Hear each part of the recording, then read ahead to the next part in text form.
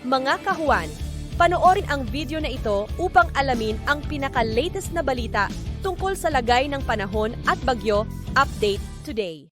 Patuloy na nagpapaulan ngayon ang shear line dito sa silangang bahagi ng Southern Luzon at ng Kabisayaan.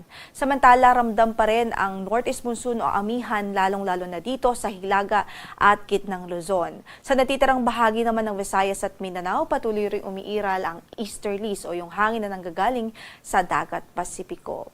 Ngayon nga po ay wala po tayong bagyo na minomonitor sa loob ng ating area of responsibility. Wala rin po tayong gale warning na nakataas ngayon sa anumang bahagi ng ating mga baybaying dagat.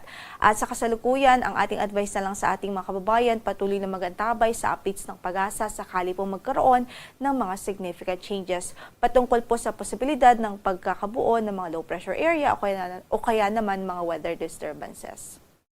Wala po tayong gale warning ngayon na nakataas sa mga bahagi ng ating mga baybaying dagat, although moderate o katamtaman hanggang sa maalon ng kondisyon ng karagatan sa malaking bahagi ng Northern Luzon at silangang bahagi ng Central Luzon, yan ay dulot po ng amihan. So, ingat pa rin ang ating advice sa ating mga kababayan doon na mandaragat, especially po yung mga gumagamit ng maliliit na sasakyang pandagat.